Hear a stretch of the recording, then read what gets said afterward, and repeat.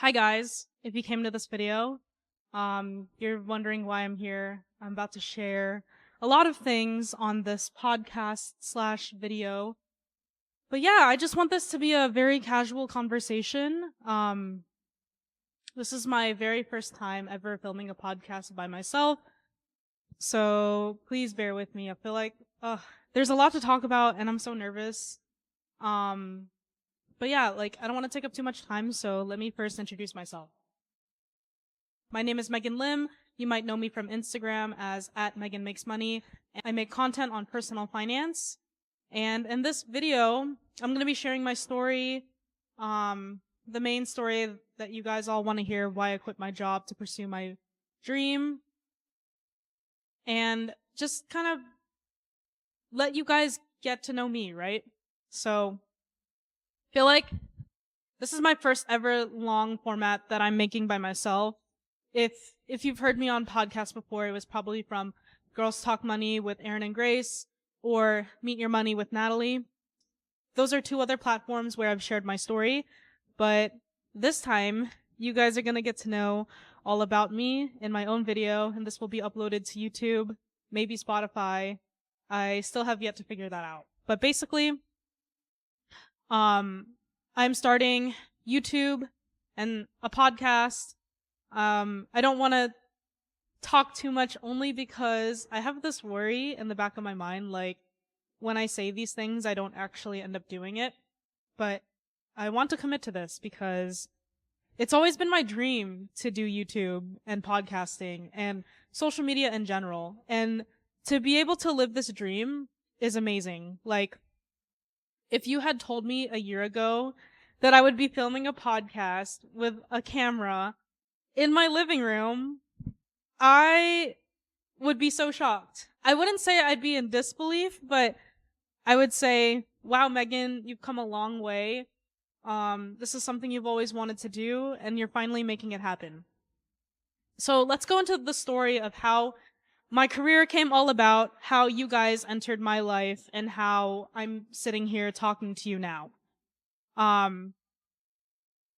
A little backstory about me. When I was 10 years old, I always dreamed of being a YouTuber. I have some old videos in my other channel. I don't know if I'm gonna unprivate them or not because I'm kind of embarrassed. But my very first YouTube video was called 12-Year-Old Gives Birth to Alien Twins. It's really, really dumb. And it was a video shot between me and two of my friends. And I just always had a love for YouTube. Like, I grew up watching Ryan Higa, Happy Slip, Chester C, all these big name Asian YouTubers. I really looked up to them. Kev Jumba, for example. And I really enjoyed watching them. And I always told myself, like, wow, it'd be so cool to be one of those guys someday.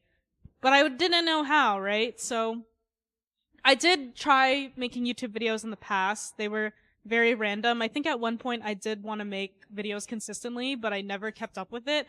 I think I posted for like 2 or 3 months and kind of just stopped. And looking back, I don't know why I stopped. I think the main reason why I didn't continue is because I was scared. I was scared of what people would think of me. I was scared of people finding my channel. But clearly the inner child in me never left. I'm doing this now as my full-time job, which is crazy. And I just want this to be a sign for you guys that if you ever thought about doing YouTube, podcasting, social media as a child, don't ever let go of that dream. The dream will always find itself back to you. Whether you're an adult, maybe it could be much later on in life, but I want you to take this as a sign that if social media or YouTube or any kind of filmmaking is your passion and you want to do it full time, or this is something you would dream of doing, just go for it. If I could go back and tell myself something, the best piece of advice would be that I wish I did this earlier. Because I feel like after college, I wasted a lot of my time figuring out what I wanted to do with my career instead of just starting the thing that I wanted to do most. And this is where I get into the story of how this all came about. So last year, February 2023, I was a financial analyst. I was a junior financial analyst at this job, and I lost it. A backstory on how I lost the job was basically because I was new to this position, Actually, let me just give a little backstory in my career. I had different jobs out of college. My first job was a client relationship associate at Vanguard, where I would have been working at a call center. I wasn't at that job too long because I failed my Series 7 exam. I'm really bad at studying. I'm really bad at like test taking. I failed the exam by 1 point, so I lost that job. The second job I did was I was a loan setup at a mortgage company. It was pretty easy, very chill. I really enjoyed it, but yeah, it was a very chill job, and then all of a sudden 10 months later, I lost it. They laid me off. I don't know why, but I felt devastated. I was like, wow, I just like this job was really chill. I really enjoyed it. I like my coworkers, and then all of a sudden, you're just a clog in the machine. They laid me off, and so I looked for my next opportunity immediately. I started applying to jobs again. Luckily, in 2 months, I landed a job as an AML analyst, where basically I was like reviewing fraudulent transactions. It was great, but it was super, super monotonous. Like it was the same thing over and over again. It was basically flagging suspicious accounts. Imagine just doing the same clicks, like the same 10 clicks over and over and over again. Like there's no fulfillment. There's nothing going for me. There's nothing pushing me. So while doing this job, I always wanted to be a financial analyst, or I thought I wanted to be a financial analyst. I just thought the name sounds cool. I didn't really know much about it. I know that they use a lot of spreadsheets, and I'm a spreadsheets girl. I love numbers. I love math. I love money. I love finance. So why not be a financial analyst? Well, after months and months of applying to hundreds of places, I landed a job as a junior financial analyst. This job was going great. My manager was great. My team was great. Not long after that, my manager got an opportunity to move somewhere else. So she ended up leaving.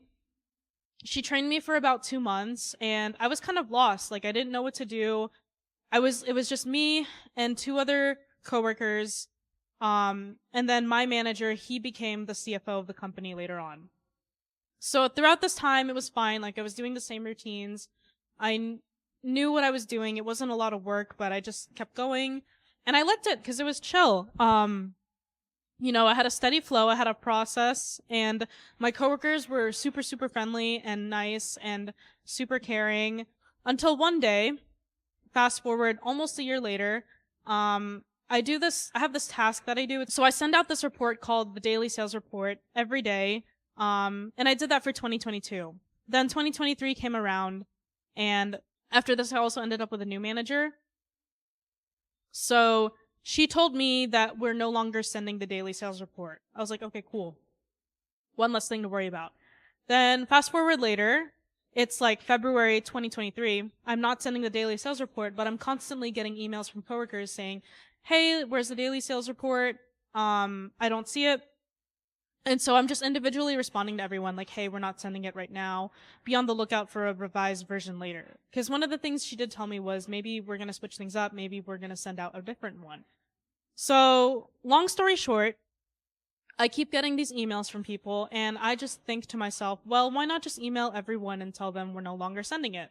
Not a big deal, right?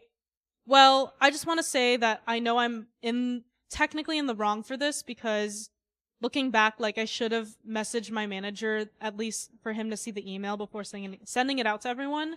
But in my head, I thought I was being proactive. I didn't think the message was that big of a deal. And so I emailed 100+ people basically saying, hey guys, we're no longer sending the daily sales report. Please be on the lookout for a revised version later. And my boss saw the email and he got really mad. He got mad because apparently we didn't have plans to send out a new one. He said I was causing mistrust on the company, all these things. In a little context, like, ever since my manager left the job, I didn't know where my place was. I didn't know what my duties were. I did make mistakes here and there. Granted, I'm a new person. There was nobody directly training me. So my boss made a big deal out of it. And luckily, my other manager, she told HR what happened. I commend HR for this because they were on my side the entire time. They understood that this was just a small mistake. And so we came up with a conclusion for me to have 2 options. I could do a PIP, which is a personal improvement plan, where basically I have to follow this strict list, and if I don't complete it by the end of the 30 days, I'm fired. After that, I did research, and the research that I've read said that people who get a PIP don't really last. So I felt like I had no hope. But the other option was to get a 3-month severance. Basically, I would voluntarily leave the company and take 3 months of pay. So in my head, this was perfect for me because I was 25 years old. I can still go on my parents' health insurance. And I always wanted to travel and see the world, and that's something I didn't really get to do. So in my head, I'm already thinking to myself, like, and also, like, my grandmother was turning, I think, 94 in April. So my first thought that came into my head was, oh, I'll take the severance and I'll go visit her. I'll go surprise her and stuff. Yeah, so that's what I ended up doing. I feel like I didn't have to think about it too much because if I had taken the PIP, I would still be stuck with my boss who, oh, I feel like, oh my gosh, I just literally left out an important part of the story. I'm so sorry. But basically, like, after that mistake, my boss talked about me in a group chat and said I was causing mistrust, blah, blah, blah. He didn't realize he sent the message to the group chat and ended up deleting his messages. So that's why HR was on my side, because what he did was inappropriate, and granted it was an accident, but still, like, everybody saw what he said. He deleted it, and so that's why I was given the option of a severance. Anyways, it didn't take me long to decide that that's what I wanted, since I really wanted to just travel and take time off. So that's what I did. I immediately called my mom. I told her everything that happened, and her immediate worry was like, you need to find a job, do you have enough money, blah, blah, blah. And I told her, like, I have an emergency fund. I really just want to go to the Philippines and see everyone. And she was very much against the idea, and it wasn't that she didn't want me to go. It was just that she was worried that I couldn't find a job, especially because this was my 3rd time losing a job.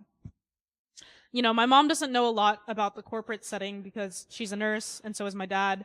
And so she just doesn't know what would happen to me. So it definitely came at a place of fear. But I talked to my parents. I reassured them, like, I really just want to see family and spend time with them and also just see the world. And I think I want to do this. So they supported me through this decision. I'm sure they were worried and stuff. And I did it. That same week, I booked my flights to the Philippines, Japan, and Korea. And, like, the glow up on my face was, oh, I was just purely excited. I was so happy to meet family members I've never met before. I had 4 nephews that I'd never met in my life, and they're kids now. I was excited to go visit Japan and Korea because those are 2 countries I'd never been to before, but always wanted to go to. And because it's not that far from the Philippines, the flights were pretty cheap. So I figured I'll do a month-long solo trip. So my itinerary was that I would go from Charlotte to LA, LA to Tokyo, Tokyo to Manila, Manila to Iloilo, which is where my family's from, back to Manila, and then Manila to Seoul, Seoul to New York City, and New York City to Charlotte. So I did it. I booked my flights. I had the most amazing time of my life. Like, and also prior to this, I was very scared to do this by myself. My boyfriend was also on deployment, and he was gonna come back in like April or May, and I was thinking to myself, maybe I'll just wait for him to come back so we can go together. But also, I had to get my priorities straight. I needed to find a job as soon as this trip was over. So I took the time for myself to travel, and I did it alone. And shout out to my roommate Emily for encouraging me to go, because for the longest time I was so scared. Like, I was very against going alone. I told myself, like, I cannot travel alone. I have to go with someone. I'm anxious, blah, blah, blah. But honestly, traveling solo was the best decision I ever made in my life. And if you've ever thought about traveling solo and you're scared, take it from someone like me who really didn't want to do it. But throughout that journey, that month-long solo trip, I learned a lot about myself. I learned about what I wanted to do, how I wanted my life to look like, and just experiencing everything that I did in that month changed my whole perspective on everything. So, how did this content creation career begin? Well, some people may say it started after my trip, but I want to say it started before. Because during my solo trip, I wanted to be a travel vlogger. Like, being a travel vlogger was my dream job. And, you know, whenever I talk to my friends and they ask like, oh, what's your dream job? Like, it would be to travel the world and take videos and just share those memories with people. And so I did that. I had a TikTok account, and this is not my first rodeo making content. Like, prior to this, I started a food channel like 3 times. It never took off. And also, making food content is really hard. So I commend anyone who does it. But yeah, I told myself like, I'm gonna post a video every day and just share my travel adventures. And I did. I recorded myself going through the airport. I recorded myself going to the Philippines, Japan, Korea. I recorded my food adventures. I recorded myself going to the animal cafes and stuff like that. And so I committed. I didn't post every day because, man, I was tired like all the time from posting. Not from posting. I was just tired all the time, and I posted every other day. At first, I think I was posting every day, and I was like, yeah, I can't keep up. I'm gonna have to do this every other day. So I would make a video, I would post it, and I really enjoyed it. Like, you know, I knew that content creators made a lot of money, and making money out of content was definitely a big motivator for me. But at the same time, it's like, you have to genuinely enjoy what you do to make it worthwhile. So when I was filming myself, when I was editing and publishing these videos, I had so much fulfillment and satisfaction. And I think what really upped that was when I went to the Philippines and I went to Boracay by myself, which is like a really popular beach. And I filmed these kids building a sand sculpture, which was incredibly amazing. Like, they're super talented and stuff. And I was impressed that they did all of this on their own. So I recorded it, posted it on TikTok. It got like 3 million views within a couple days, which was crazy. And I think just seeing that number and those analytics go up made me really believe in myself that, hey, I could do this. You know, I had this Delulu goal, like, oh, if I go super viral on all my videos, I can just be a travel vlogger and never come home, which didn't happen. So I just kept going. I just kept posting. I enjoyed it. And now I look back on these memories and I cherish every video that I created. And so, yeah, that was it. Like, and also when I was in the Philippines, I met my cousin Ernest for the first time. He's a cousin on my dad's side. I'd never met him before. I think he's like 18 years old now, but he has a YouTube channel and he really inspired me. So Ernest, if you're watching this, thank you for inspiring me. But Ernest, has been making YouTube videos for a while, and he was showing me like his YouTube ad revenue. I was amazed because I think he posted like every day, or he just posted really consistently during COVID. And I know he was homeschooled, so he was focusing a lot of his energy on YouTube. And I was impressed. I was like, wow, you have a lot of grit. You know, he has a lot of grit. He's very persistent, and watching him post all these videos was so inspiring to me. And I always told myself, like, if my cousin can do it, then I can do it too.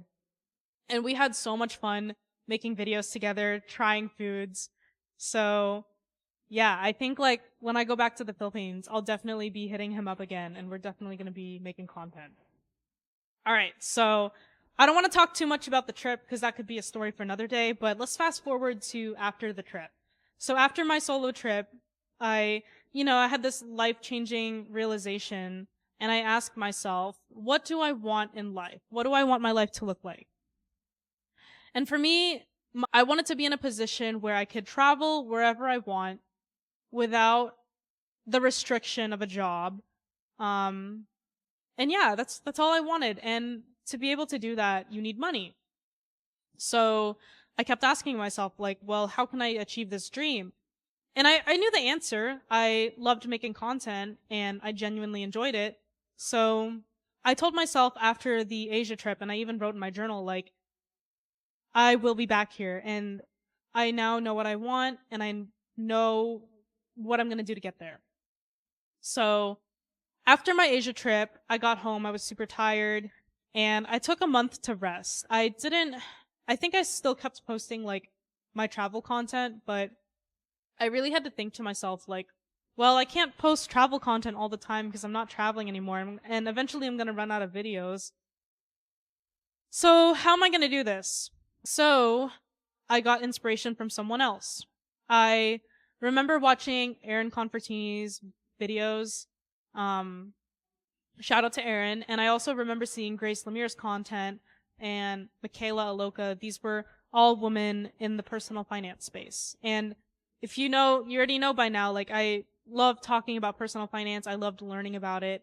And I would consider myself an expert on saving money, investing money, spending money, budgeting, minimalism, getting what you want out of life. So I figured, well, why not make personal finance my niche? Because number one, it was easy. I could just film myself talk whenever I want.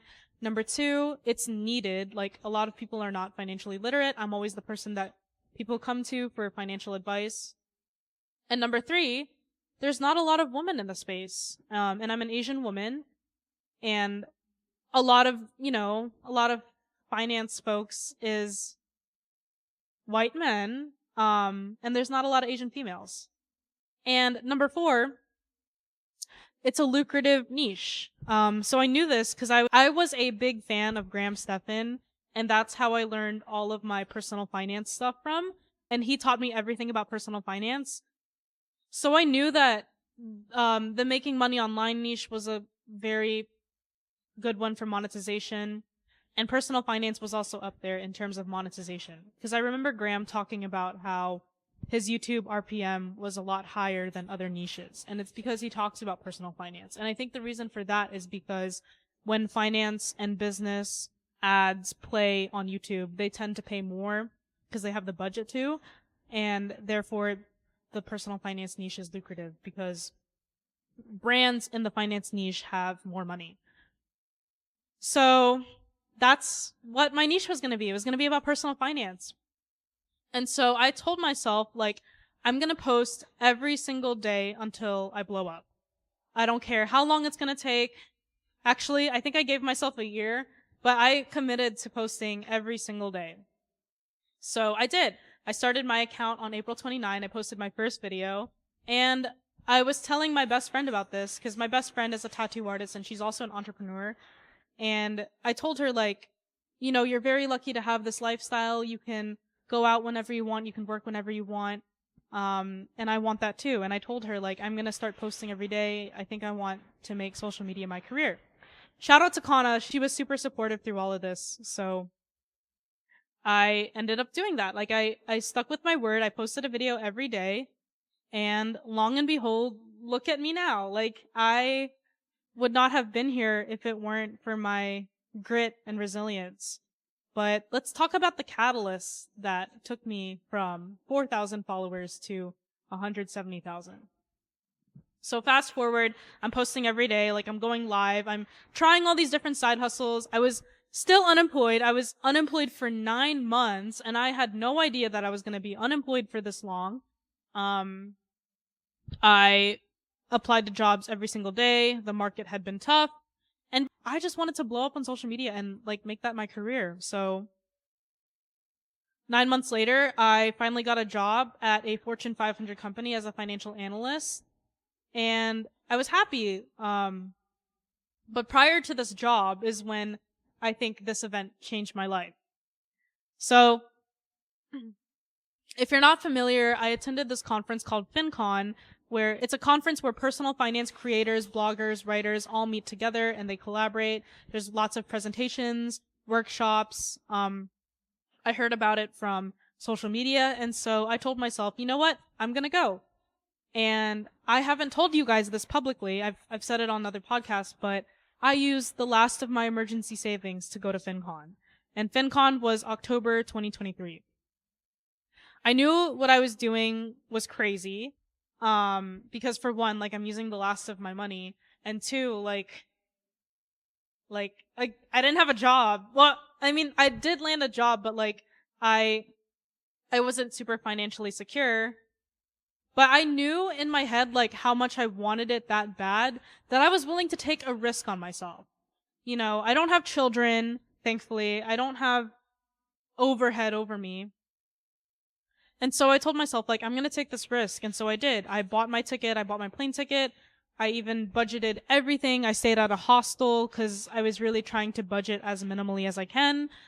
And luckily, the hostel was only an 8-minute walk from the venue. So that was awesome.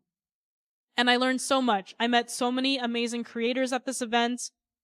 Um, if you're a creator in the finance space too, I highly recommend it. FinCon literally changed my life. And so I was so inspired by meeting the creators that I looked up to, like Erica Kohlberg, Steve Chen. I've seen a lot of their content. And so I asked them questions. I learned a lot from them, and I learned a lot from the workshops as well. And I think that's why I blew up, because the knowledge I learned from FinCon, I took that into practice with me when I was making my content. So, again, I was very persistent. I think I had like 4,000 followers on Instagram. And from the gist of it, some of the tips I got was to put your call to action in the beginning and make your content quality good. So that's what I did. I stepped up the quality of my content, and here is where the catalyst came. So I've got my job as a financial analyst, and I've always wanted to do a payday routine video. Like, I've seen them on TikTok. I knew they blew up and I knew they did well. So I wanted to replicate the same thing. And now that I had a job as a financial analyst, I could look relatable. I could share my paycheck, blah, blah, blah. And I did. I uploaded my first video that went viral on Instagram talking about my payday routine.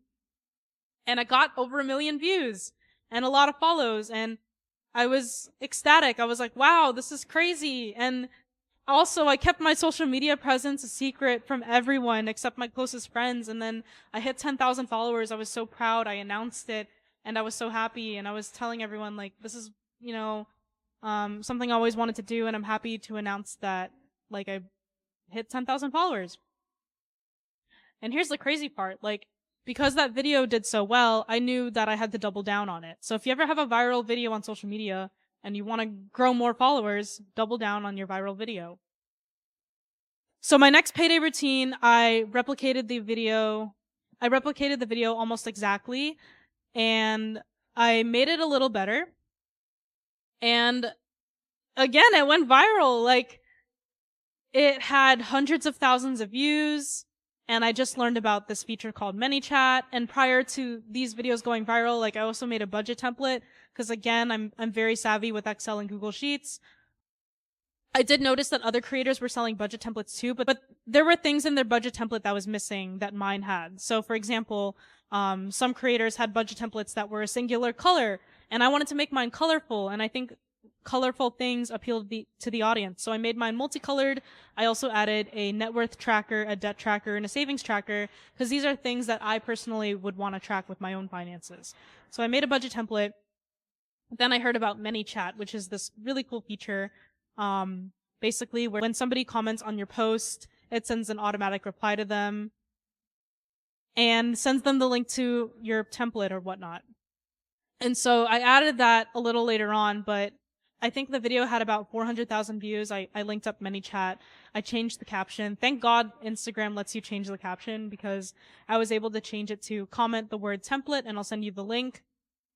And so I did, and the video went from 400,000 views to 4 million in a couple weeks, and brought me, from that video alone, it brought me like 30,000 in sales, which is crazy.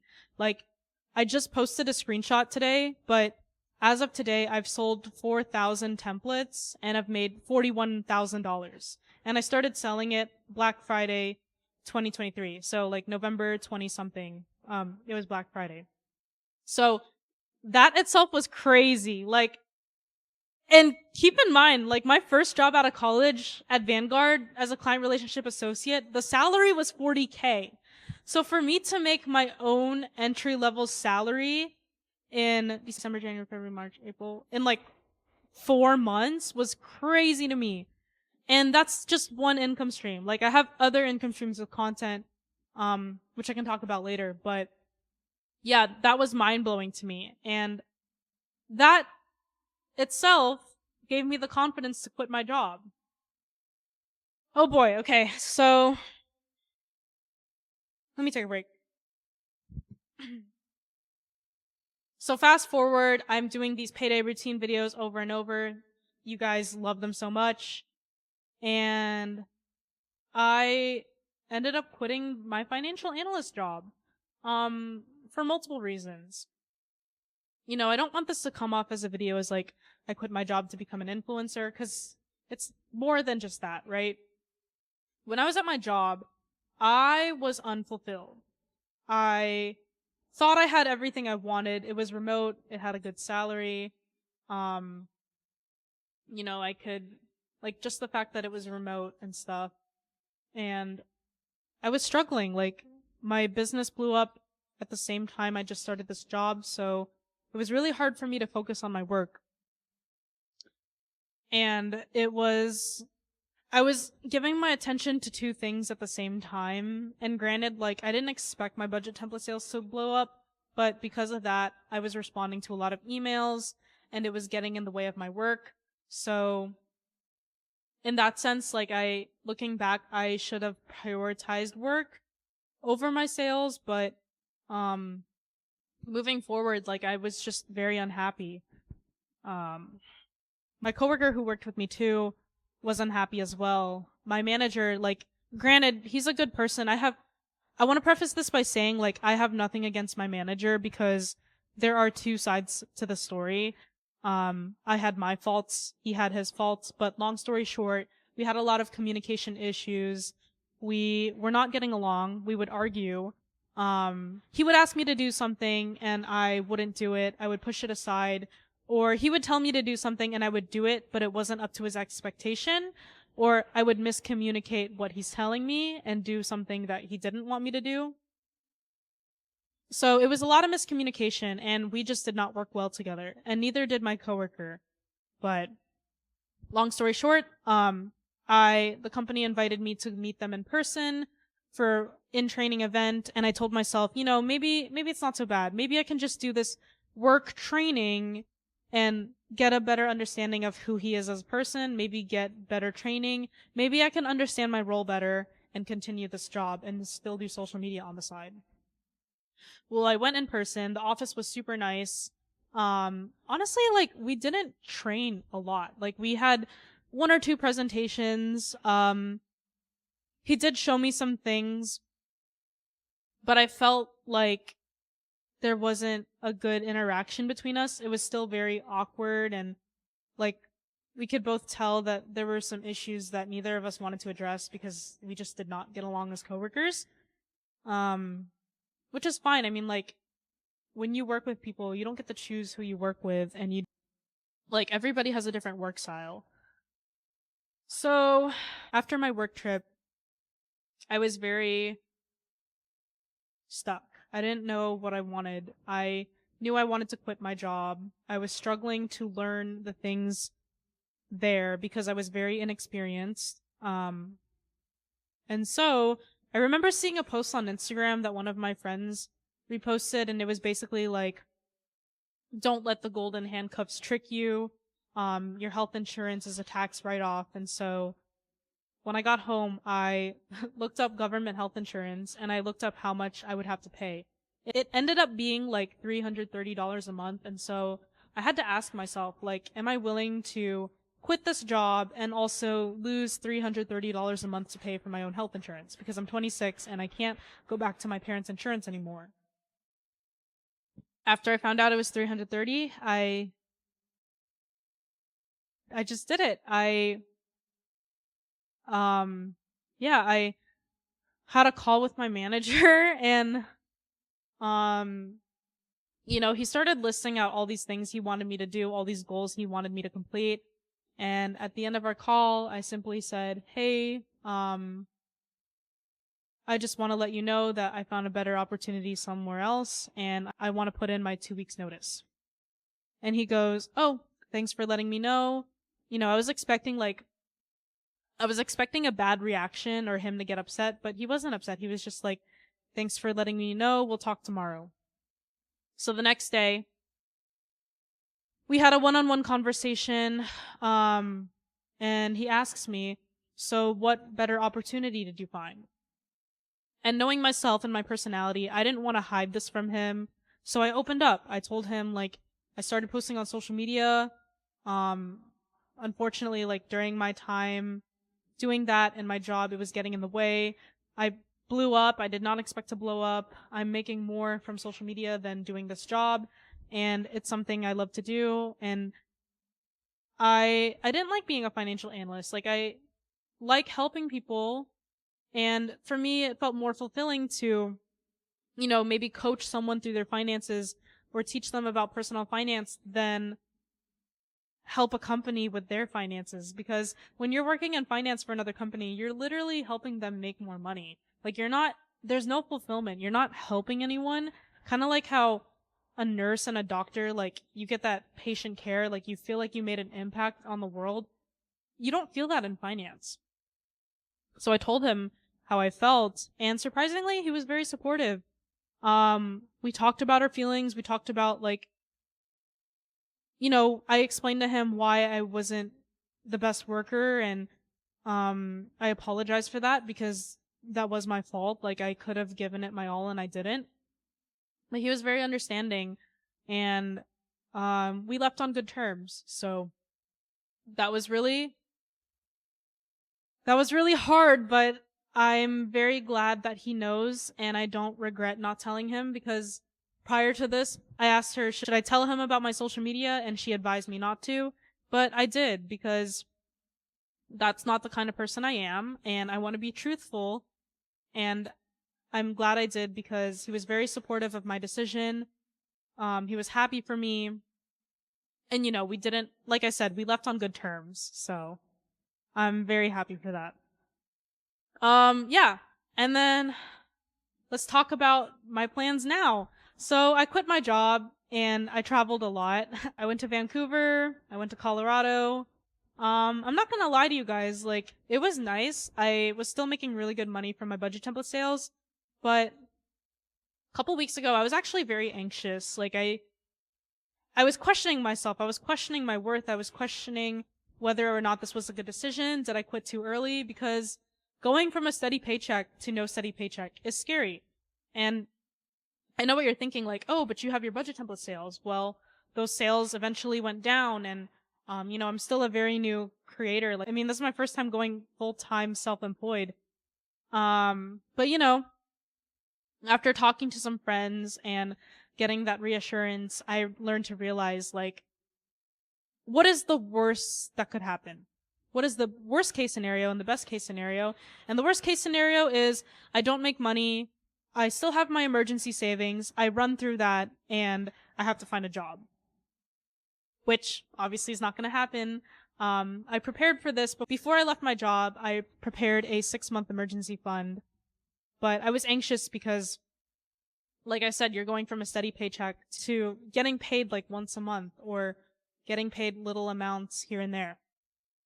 So it took time to accept that. Like, if I could go back and give myself some advice, I don't say I regret leaving my job, but I would tell myself to give it more thought into what I want to do and how I want my life to look like and what steps I would take to get there. Because the hard part about being self-employed and being an entrepreneur is that you make your own schedule, but you really need to have that self-discipline to show up for yourself. Like, it's no longer you showing up for another person. It's you showing up for you every single day. And you're gonna have days where you don't want to show up for yourself, and that's fine. But I'm still learning through that, and I'm very thankful to be in a position where I can do that. And overall, I'm grateful for all of you supporting my content and even watching this podcast right now. Like, if you're still watching this, I am so happy. And again, like, I know I can't express it to your face, but you watching me and hearing my story means more than you think. And I would not be here without you guys. I would not be here without the following I have, without, the template sales and stuff. So yeah, I'm very grateful.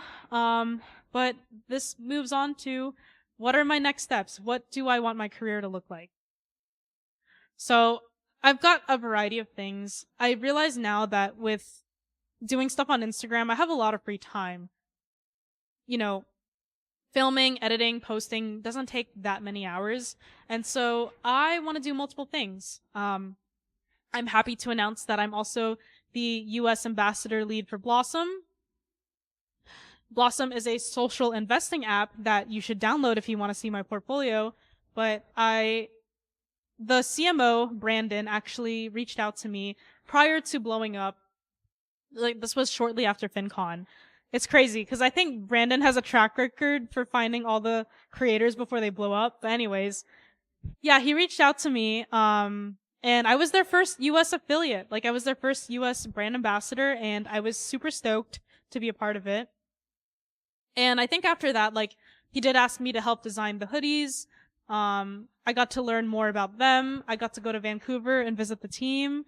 And, I quit my job and I still didn't know what I wanted to do. So I simply asked them, like, hey, are you looking for another person? I would love to join. So that's where I come in. I'm the US ambassador for Blossom. And basically what my role is, it's like marketing, it's recruiting creators into the program, facilitating that, and also managing the Discord. Since I've joined this team, I've been really happy. I feel like I have a sense of purpose. So that is one of my income streams. Now, what about the rest? What are my plans? Well, I'm glad you asked. Like I said, my dream was always to be a travel vlogger. So I want to be a digital nomad. My long story short, like, I live in Charlotte, North Carolina. I live with 2 other roommates. I'm so blessed to have 2 roommates that I really love. But every time I come back to Charlotte and every time I travel somewhere and just come home, like, I just feel the sense of, like, sadness. And I know what it is. It's because I'm not in Charlotte, I've been here since I was 18. So I've been here for about 8 years. And, I've grown out of it. I've seen all there is here. I've seen all there is in the city. I've been everywhere. I've tried, like, all the great restaurants, seen all the great places, and I'm ready to move on to this next stage of my life. So, the plan is that when my lease ends, I think I want to fly immediately to the Philippines because, again, like, both of my grandmothers live there, and I never really built a relationship with my own grandmothers, which is something, like, I want to do, since they're old, and I want to spend time with them. I want to spend time with my family. When I went to the Philippines last year, that was the first time I saw my family in 11 years. And that was also one of the signs I told myself, like, I don't want that to ever happen again. So I'm making it a priority to visit my family, to build a relationship with both my lolas, my grandmothers, and also, like, spend time with my cousins. I had so much fun with my cousins in the Philippines. I can't wait to see my cousin Ernest again and hopefully collaborate and film content together. I know my cousins and I talked about doing an Asia trip, so I think that would be super fun. And I'm excited to travel and see the world for what it is, because you only live once. I'm young. I don't have any children, and I have the freedom to do that. Again, thanks to you guys. Because of social media, I'm able to live my dream life, and I'm able to progress that dream life into something bigger, which is become a travel vlogger. And that's something I've always wanted to do and something I can now pursue. So, other than that, I do want to do a podcast. I know this is, like, my first solo podcast. I'm still thinking of a name, so if you have any suggestions, let me know. But basically, in this podcast, I just want to interview people. Like, I love getting to know people. I love getting to know successful business owners. And I really just want this podcast to be a place where I can interview people who I find successful or who I look up to. Even friends and family. Like, if I find something inspiring about them, I want to be able to record it and share that memory to the world and provide value to people. So, this podcast is hopefully gonna be inspirational to a lot of you who want to pursue your dream life, because coming from someone who thought it was impossible, it's definitely possible, but you have to put in the work. Which leads me to my last point before I close out this podcast. Like I said, I am the most grateful person ever. And if you have a dream in your life, if you have something you've always wanted to do, but was stopped because of you're scared of how people would perceive you, you're scared of what your life would look like after, you're scared of this, and that, I would say drown out the noise. Ignore the noise and take action. If your dream is to ever be a YouTuber, content creator, podcaster, just do it, because who is there to stop you? And also, nowadays, people are much more accepting than you think. Like, when I came out and told everyone about my finance page, there was nobody who was like, oh, like, I don't believe in you, or like, oh, you can't do it, you know? Everyone was super supportive and so happy for me, and I'm so grateful for that. So, yeah, to all my family and friends, like, thank you so much for supporting me. If you're still watching this video, like, thank you so much. I appreciate you. And for anyone out there who has a dream to be a creator, start a business, or maybe start something that isn't normal to society, like, just do it. Like, don't let anyone stop you. Don't let fear stop you, because the longer that you wait to do something, the more it's gonna hurt you later on. Like, I know I'm young right now, but even me being 26, I wish I could go back and start this earlier, because I see how much this has made an impact on my life, and I see everything coming to fruition, all my dreams coming true, and that's because of all the work that I put into. Like, I did not blow up on social media overnight. I blew up after posting consistently. I posted 400 videos, and it took me 7 months before I blew up my Instagram page. So, yes, like, it's gonna take work, and it's not easy, and you're gonna feel discouraged, and the numbers and analytics and comments will get to your head, but the one thing that will stand you out from other people is persistence and grit. And if you want it that bad, you'll do it. And if you want to get there, you have to suffer these first few weeks, months of just posting consistently or working on whatever it is that you want to do. And eventually things will fall into place. Just give it time. Like I said, I gave myself a year to make this happen. In less than a year, it's already happening to me. And I wouldn't have been able to do this if I didn't believe in myself. So the first step is to believe in yourself and do what makes you happy. So don't let anyone else stop you from your happiness. Pursue your dreams, and good luck. If you enjoyed this podcast and you want to support me, check out the links below. I'll link my Instagram, my TikTok, my YouTube. Well, you're on my YouTube. Be on the lookout for new videos and new podcast episodes, because I really enjoyed this, and I hope you guys get some value out of this. So, once again, thank you all for listening to me and hearing me out. I hope my story inspires some of you out there, and I'm so grateful for all of you. I can't say that enough, but I'm so grateful. I love you all so much, and until next time.